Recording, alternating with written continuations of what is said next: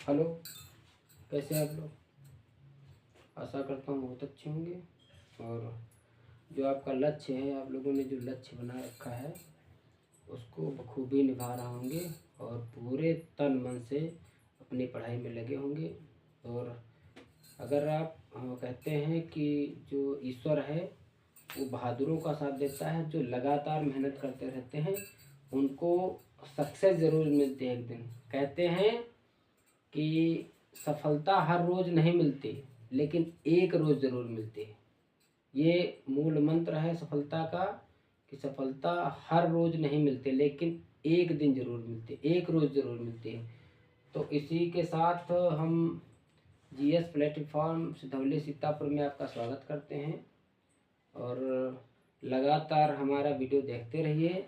और जो high school और इंटर की परीक्षा दे रहे हैं या कंपटीशन के किसी भी एग्ज़ाम में जाना चाहते हैं, उनके लिए हम रोज़ एक दो टॉपिक लेकर आते हैं। तो इसी के साथ हम इस समय वास्तव में बात अगर कर रहे हैं तो ज़्यादातर बात कर रहे हैं संविधान की, भारतीय संविधान की, राज्य व्यवस्था की। लेकिन बीच बीच में हम इंटर हाई स्कूल वालों को ध्यान में रखते हुए भी कुछ वीडियोज डाल देते हैं। तो आज का हम क्लास शुरू करेंगे। आपका एक बहुत ही इम्पॉर्टेंट टॉपिक है जो जिसमें छात्रों को बहुत दिक्कत होती है। तो हम इसको सबसे आज शुरुआत करेंगे समास की। समास, ध्यान रखिए। पहले समास का अर्थ समझ लीजिए, समास क्या होता है, नहीं तो समझ ही नहीं पाओगे। समास का शाब्दिक अर्थ है संक्षेप। अगर परिभाषा कहेंगे, परिभाषा, परिभाषा, और समास की परिभाषा लिखनी हो और 2-3 नंबर का, जितने नंबर का आता है अगर वो आप लिख लेते हैं तो बहुत अच्छी बात है।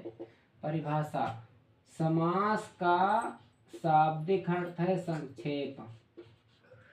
समास का शाब्दिक अर्थ है, ये आप लिख सकते हैं, शाब्दिक अर्थ है संक्षेप। संक्षेप का मतलब होता है कि हम बड़ी बातों को हम छोटी बातों में कह देना ही संक्षेप कहलाता है। जैसे उदाहरण के लिए आप देख सकते हैं, बहुत से उदाहरण हैं, तो उसमें हम अगर उदाहरण उसी प्रकार जब हम बताएंगे समास के, उसी में आ जाएंगे।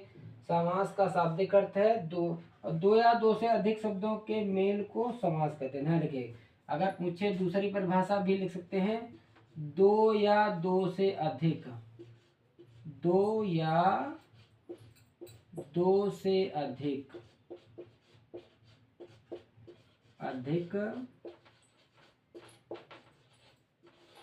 शब्दों के मेल को, शब्दों के मेल को समास कहते हैं। ये बहुत इम्पोर्टेंट है, समास कहते हैं।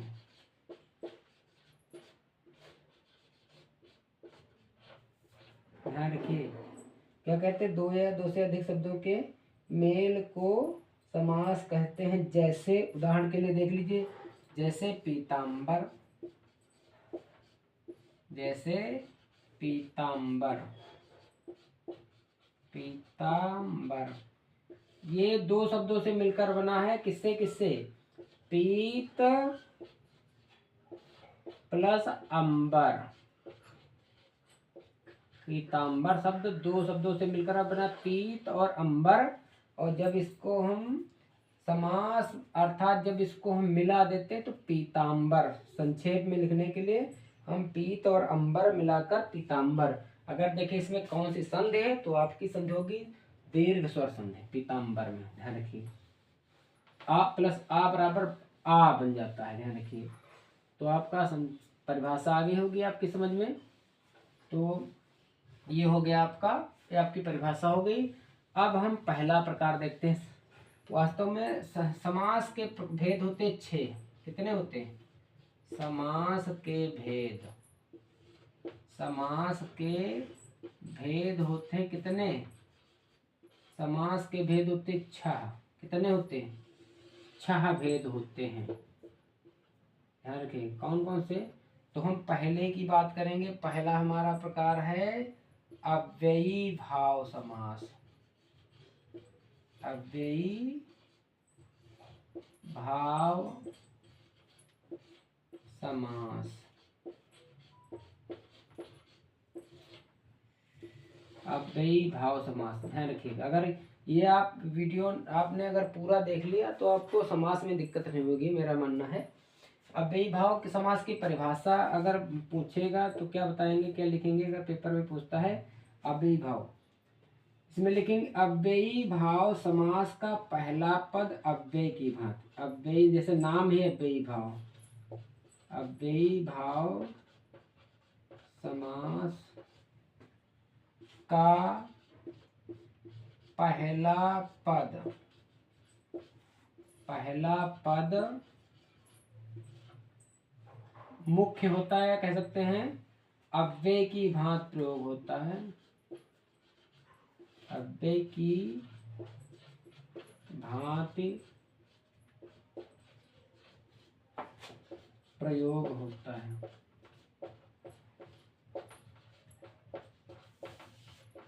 अव्यय की भांति प्रयोग होता है और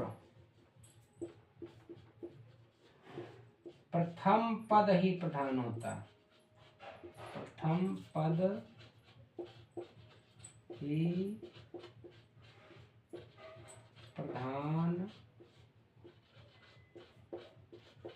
होता है। जैसे देख लेते हैं, चलो जैसे प्रतिदिन, जैसे उदाहरण के लिए लिखेंगे जैसे प्रतिदिन। प्रतिदिन। अगला है यथाशक्ति। यथाशक्ति। तीसरा आजीवन। ये इसके उदाहरण है आजीवन। ध्यान रखिए। अच्छा पहला अव्ययी भाव, अव्यय पहले है। अव्ययी भाव का मतलब अव्यय की भांति प्रयोग होता है, अभी बताया। अव्यय का मतलब क्या होता है पहले ये समझ लीजिए। अव्यय का मतलब होता है अव्यय को चाहे किसी लिंग अर्थात पुल्लिंग या स्त्रीलिंग के साथ प्रयोग करो, चाहे एक वचन बहुवचन के साथ प्रयोग करो, ठीक है, चाहे जहां प्रयोग करो उस शब्द पर कोई प्रभाव नहीं। लिंग वचन कारक चाहे किसी 8 कारकों में से किसी के साथ प्रयोग करो तो अव्यय अर्थात ये जो प्रति है इस पर कोई प्रभाव नहीं पड़ेगा, चाहे एक वचन के साथ प्रयोग करो। और ये है आपका, ये चाहे एक स्त्रीलिंग या पुल्लिंग के साथ प्रयोग करो। आ है आजीवन का मतलब जीवन पर्यंत, तो प्रति यथा आजीवन ये है आपके शब्द, ठीक है। ये आपके हमेशा ध्यान रखिएगा, ये हमेशा। एक और उदाहरण अनजान। अनजान ये एक आपका उदाहरण हो गया। और भी हैं उदाहरण के लिए हाथों हाथ। हाथों हाथ ये आपके अन्य उदाहरण भी हैं। तो ध्यान रखिए कि पहला पद जो है वो अव्यय की भांति प्रयोग हो और दूसरा जो होता और प्रथम पद ही प्रधान होता, दूसरा गौण होता है। ध्यान। तो अभी भाई अब यहाँ होगा समझ में आपके। दूसरे की बात करेंगे अगर दूसरा प्रकार तो आपका आएगा, ध्यान रखिए कौन सा, तत्पुरुष समास। दूसरा कौन सा, तत्पुरुष समास। बहुत आसान भी है। दूसरा नंबर क्या है, तत्पुरुष।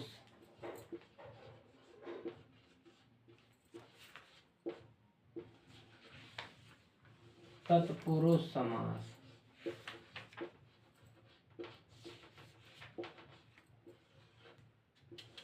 तत्पुरुष समास में क्या होता है, ध्यान रखिए कौन सा, तत्पुरुष समास। इसमें पहला पद गौण और अंतिम पद की प्रधानता होती है। देखिए इसकी परिभाषा क्या होगी, परिभाषा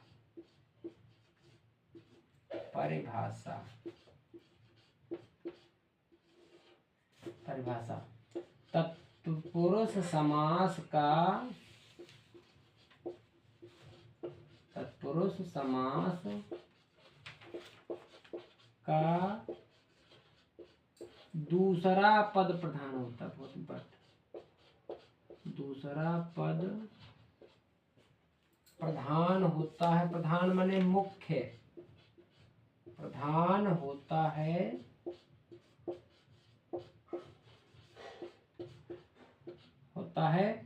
और प्रथम पद गौण, प्रथम पद गौण होता है, गौण होता है। गौण का मतलब होता है जो मुख्य नहीं होता उसको गौण कहते हैं। ठीक, तो इसका प्रथम पद क्या होता है? प्रथम पद, दूसरा पद प्रधान होता है और प्रथम पद क्या होता है? गौण होता है। ध्यान रखिएगा, अर्थात पहले दूसरे पद की प्रधानता होती है। और इसकी एक खास और बात है, इसमें कारक चिन्ह लुप्त होता है। अर्थात तत्पुरुष समास में इसमें कारक चिन्ह लुप्त होता है। कारक चिन्ह लुप्त होता है।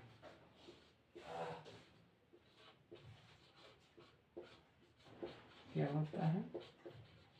कारक चिन्ह लुप्त हो जाता है। कारक चिन्ह में कर्ता, कर्म, कारण, संप्रदान, अपादान, संबंध, जितने हैं कारक, ये सब संबोधन तक सभी कारक में चिन्ह लुप्त हो जाते हैं। ध्यान रखिए, जैसे उदाहरण के लिए देखो, जैसे उदाहरण के लिए बहुत से हैं। जैसे गगन चुंबी, आपका क्या होगा? गगन चुंबी। ये गगन चुंबी, इसका अर्थ देखिए, गगन को चूमने वाला। जब इसका व्याख्या वो करेंगे, जब विग्रह करेंगे तो क्या होगा? गगन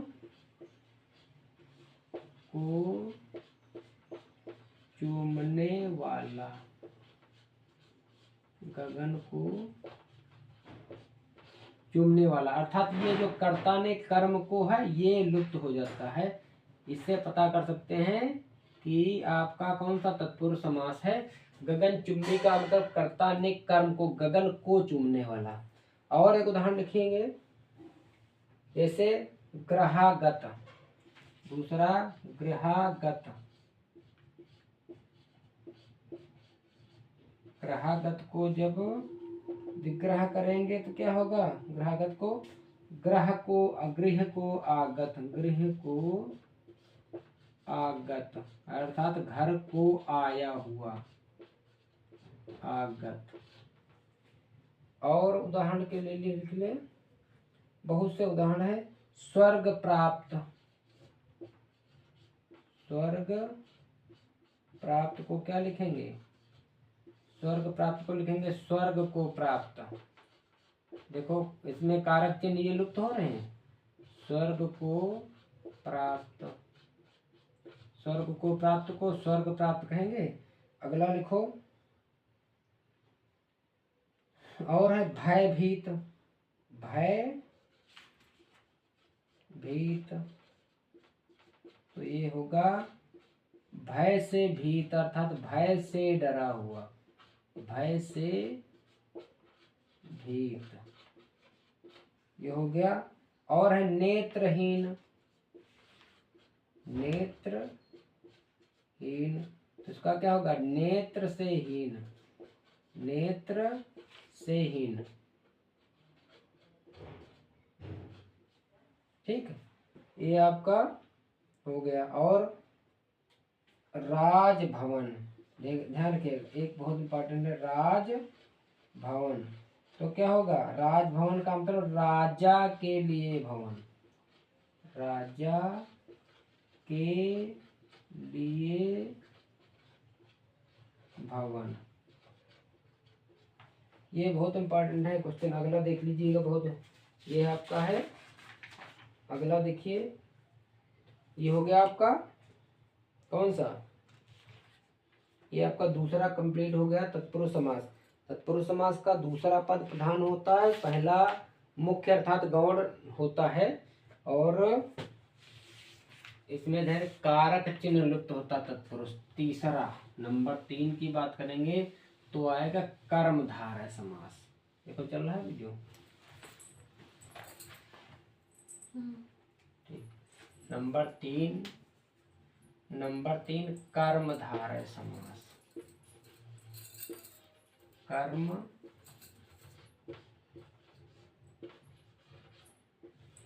कर्मधारय समास।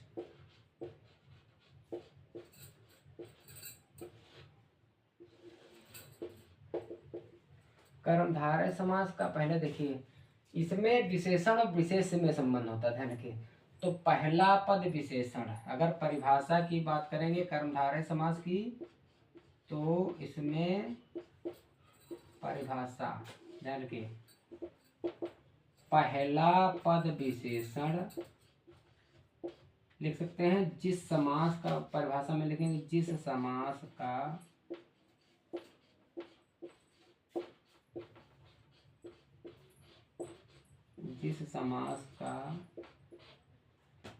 पहला पद विशेषण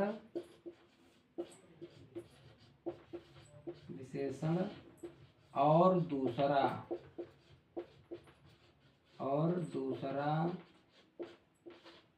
पद विशेष से होता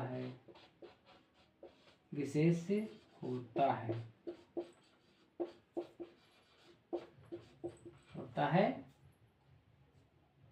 वहाँ कर्मधारय समास होता है। कर्मधारय समास होता है।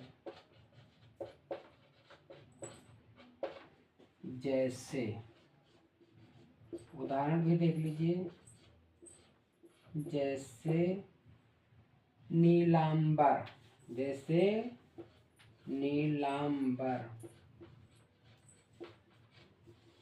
तो इसका क्या होगा? नीला है अंबर जो। क्या होगा? नीला है अंबर जो। यहाँ पर देखिए, विशेषण और विशेष जब तक नहीं समझ पाओगे तब तक नहीं समझ पाओगे कुछ भी। विशेषण का मतलब होता है ऐसे शब्द जो संज्ञा और सर्वनाम की विशेषता बताते हैं, विशेषण कहलाते हैं। और उस दिन हमने संज्ञा में भी बता दिया था कि संसार की जितनी भी वस्तुएं हैं सब किसी न किसी संज्ञा के अंतर्गत कोई ना कोई प्रकार होगा। तो जो विशेषण देखो यहाँ पर नीला अंबर, नीला आपका क्या होगा? नीला जैसे नीला, पीला, काला, मोटा, पतला, ये सब विशेषण है। और अंबर है अर्थात नीला अंबर, या कह सकते हैं नीला वस्त्र या नीला आकाश। जो अंबर आपका है ये वस्त्र भी है और आकाश का भी पर्यायवाची होता। तो अंबर की विशेषता क्या है? ये नीला है। तो ध्यान रखिए, पहला पद क्या होगा? नीला आपका विशेषण है और ये आपका अंबर हो गया विशेष से। यानी जहां पर पहला पद विशेषण और दूसरा पद विशेष से होता है वहां पर कौन सा समास? आपका कर्मधारय समास दूसरा। और देखिए पीत सागर, दूसरा उदाहरण पीत सागर। अब इसका क्या होगा? पीला सागर है जो। क्या होगा? पीला सागर है जो। अब यहाँ पर पीला सागर देखो, पीला, नीला, पीला, काला, पतला, मोटा, छोटा, बड़ा, ये सब विशेषण है। और विशेषता किसकी बता? पीला कौन है? सागर। तो यहाँ पर देखिए और एक उदाहरण और लिख लेते हैं। जैसे और भी है, जैसे उदाहरण देखिए महोदय, महात्मा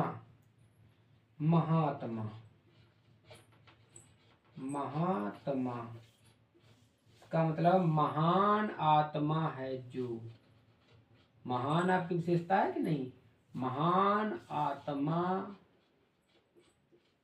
है जो। अर्थात यहाँ पर पहला पद विशेषण और दूसरा पद विशेष से आ जाए विशेष वो होता है, विशेषण शब्द जिस शब्द की परिभाषा बताते हैं उसको विशेष कहते हैं। ध्यान रखिए, विशेषण जो संज्ञा और सर्वनाम की विशेषता बताते हैं विशेषण कहलाते हैं, आपको पता ही है। तो ये हो गया आपका कर्मधारय समास तीसरा। चौथा आपका आएगा कौन सा? चौथा द्विगु समास। कौन सा? द्विगु समास। द्विगु लिखना सीखो पहले। द्विगु समास अगर स्पेलिंग आपकी सही नहीं हुई हिंदी में भी तब दिक्कत होगी। द्विगु समास, इसकी खासियत देखें, जिस समास में प्रथम पद संख्यावाची होता है, ध्यान रखिए इसमें क्या परिभाषा लिखेंगे, जिस समास में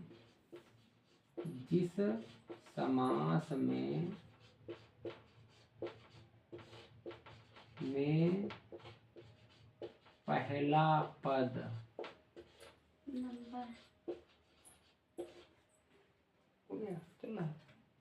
पहला पद संख्यावाचक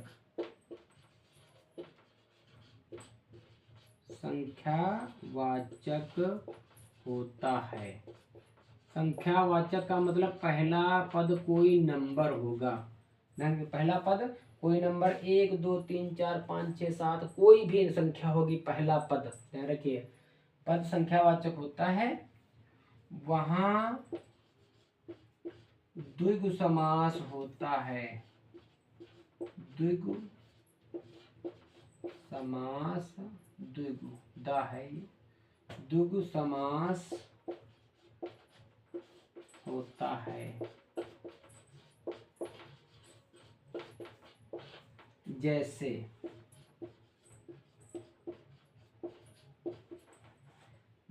बहुत से उदाहरण है, जैसे लिखो पंचतंत्र या पंचपात्र।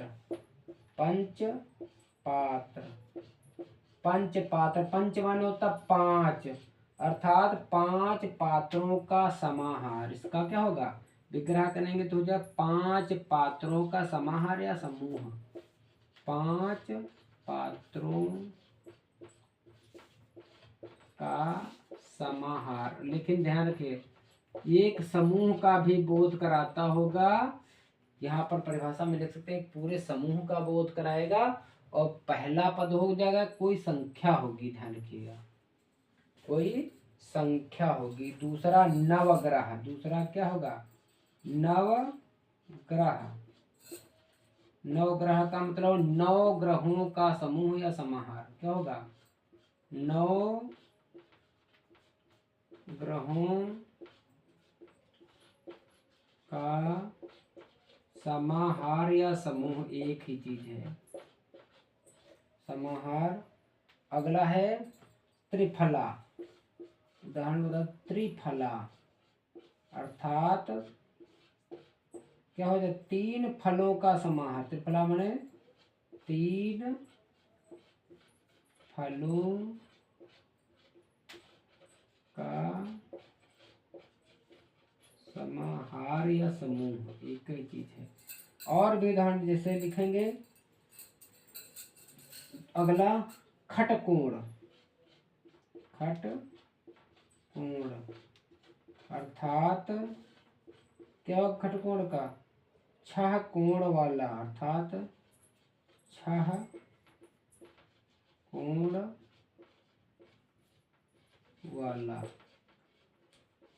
समझ में आ गया, पहला पद